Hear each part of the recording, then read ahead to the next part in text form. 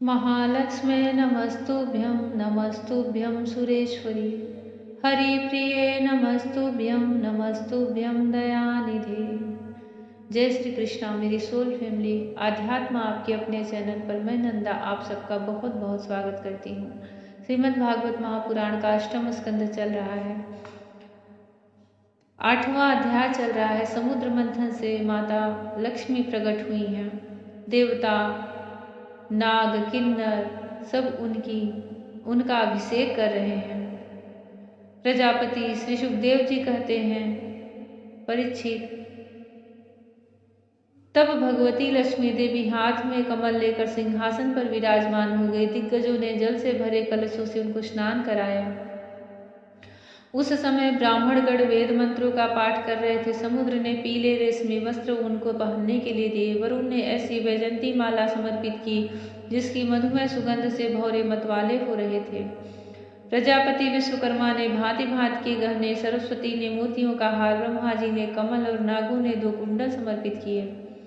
इसके बाद लक्ष्मी जी ब्राह्मणों के स्वयं पाठ कर चुकने पर अपने हाथों में कमल की माला लेकर उसे सर्वगुण संपन्न पुरुष के गले में डालने चली। माला के आसपास उसके सुगंध से मतवाले हुए भौरे गुंजार कर रहे थे। उस समय लक्ष्मी जी के मुख की शोभा अवर्णनीय हो रही थी।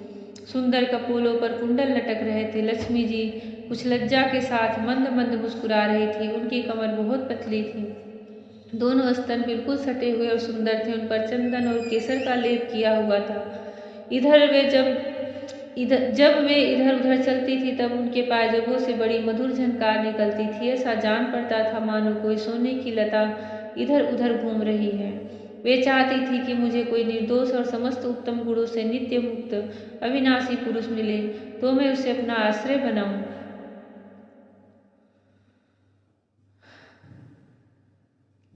बनाऊं।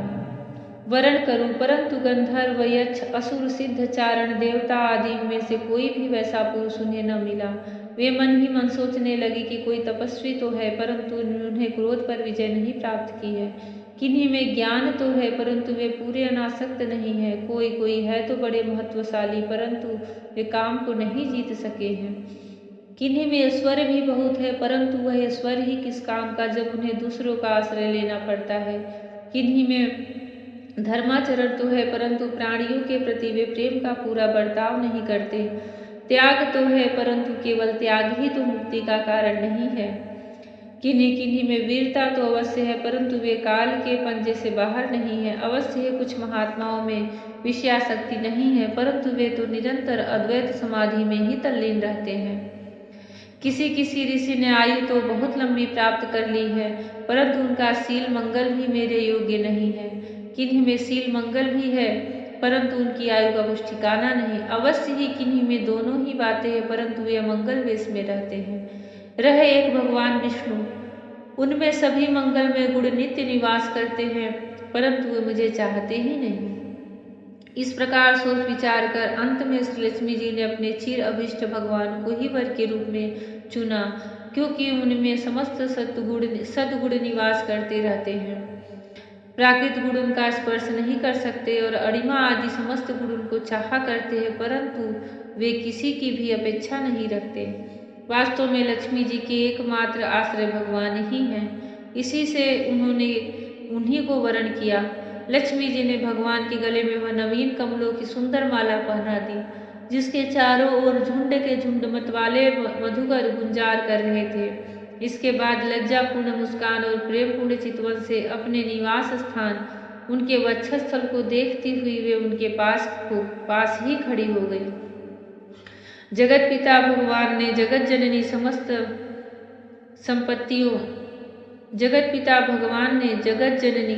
संपत्तियों के अधिष्ठात्र देवता श्री लक्ष्मी जी को अपने वक्षस्थल पर ही सर्वदा निवास करने का स्थान दिया। लक्ष्मी जी ने वहां विराजमान होकर अपनी करुणा भरी चितवन से तीनों लोकपति और अपनी प्यारी प्रजा की अभिवृद्धि की। उस समय शंख, तुरही, मृदंग आदि बाजे बजने लगे। गंधर्व अप्सराओं के साथ नाचने गाने लगे। इससे बड़ा भारी शब्द होने लगा। ब्रह्मा, रुद्र, अंगिरा आदि सब प्रजापति पुष्प वर्षा करते हुए भगवान के गुण स्वरूप और लीला आदि के यथार्थ का वर्णन करने वाले मंत्रों से उनकी स्तुति करने लगे। देवता, प्रजापति और प्रजा सभी लक्ष्मी जी की कृपा दृष्टि से शील आदि उत्तम गुणों से संपन्न होकर बहुत सुखी हो गए। परीक्षित, इधर जब लक्ष्मी जी ने दैत्य और दानवों की उपेक्षा कर दी, तब वे लोग निर्बल, उद्योग रहित, निर्लज्ज और लोभी हो गए।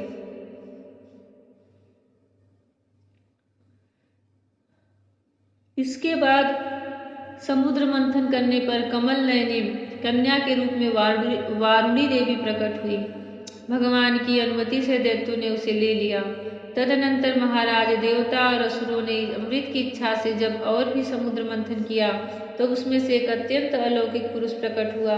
उसकी भुजाएं लंबी एवं मोटी थी, उसका गला शंख के समान उतार चढ़ाव वाला था, आंखों में लालिमा थी, शरीर का रंग बड़ा सुंदर सांवला सांवला था, गले में माला, अंग अंग सब प्रकार के आभूषणों से सुसज्जित, शरीर पर पीताम्बर, कानों में चमकीले मणियों के कुंडल, चौड़ी छाती, तरुण अवस्था, सिंह के समान पराक्रम, अनुपम सौंदर्य, चिकने और घुंघराले बाल लहराते हुए उस पुरुष की छवि बड़ी अनोखी थी। उसके हाथों में कंगन और अमृत से भरा हुआ कलश था। वह साक्षात विष्णु भगवान के असांस अवतार थे।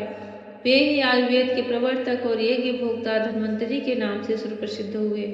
जब दैत्यों की दृष्टि उन पर तथा उनके हाथ में अमृत से भरे हुए कलश पर पड़ी, तब उन्होंने शीघ्रता से बलात् उस अमृत के कलश को छीन लिया। वे तो पहले से ही इस ताक में थे कि किसी तरह समुद्र मंथन से निकली हुई सभी वस्तुएं हमें मिल जाएं। जब असुर उस अमृत से भरे कलश को छीन ले गए, तब देवताओं का मन विषाद से भर गया।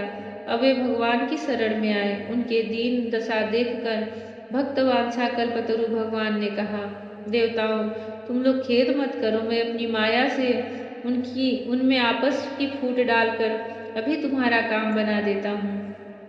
परीक्षित, अमृत लोलुप दैत्यों में उनके लिए आपस में झगड़ा खड़ा हो गया। सभी कहने लगे, पहले मैं पीऊंगा, पहले मैं, तुम नहीं, तुम नहीं। उनमें जो दुर्बल थे वे उन बलवान दैत्यों का विरोध करने लगे। जिन्होंने कलश छीनकर अपने हाथ में कर लिया था, वे ईर्ष्यावश धर्म की दुहाई देकर उनको रोकने और बार बार कहने लगे कि भाई, देवताओं ने भी हमारे बराबर ही परिश्रम किया, उनको भी यज्ञ भाग के समान इसका भाग मिलना ही चाहिए, यही सनातन धर्म है।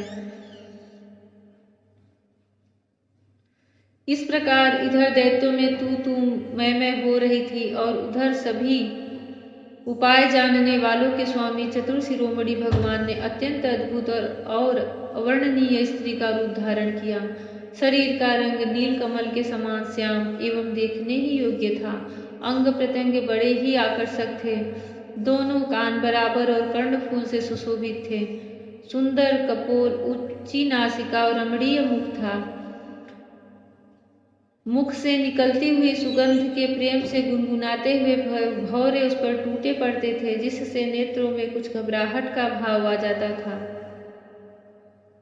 अपने लंबे केश पासों में उन्होंने खिले हुए बेलने के पुष्पों की माला गूंथ रखी थी।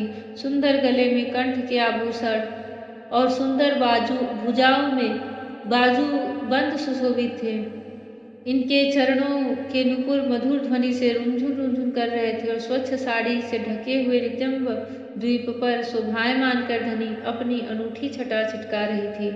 अपनी सलज्ज मुस्कान, नाचती हुई तिरछी भौहें और विलास भरी चितवन से मोहिनी रूपधारी भगवान दैत्य सेनापतियों के चित्त में बार बार कामोद्दीपन करने लगी। जय श्री कृष्ण। भगवान श्री कृष्ण का मोहिनी अवतार महादेव जी को भी मोहित कर दिया था। सारे विश्व को अपनी माया से नचाने वाले नारायण श्री हरि के चरणों में बारंबार नमस्कार है। भगवान श्री कृष्ण की यह समुद्र मंथन की अद्भुत लीला, जिसमें 14 रत्न निकले थे, उन सभी की बड़ी ही सुंदर यह कथा है। भगवान श्री कृष्ण सबके जीवन के दुख दर्दों को दूर करें, उनके कष्टों को हरें, सब पर अपनी करुणामयी दृष्टि बरसाएं। राधा रानी सब पर अपनी स्नेहमयी दृष्टि बरसाएं। जय श्री कृष्णा। राधे राधे। जय श्री कृष्णा। हरि ओम।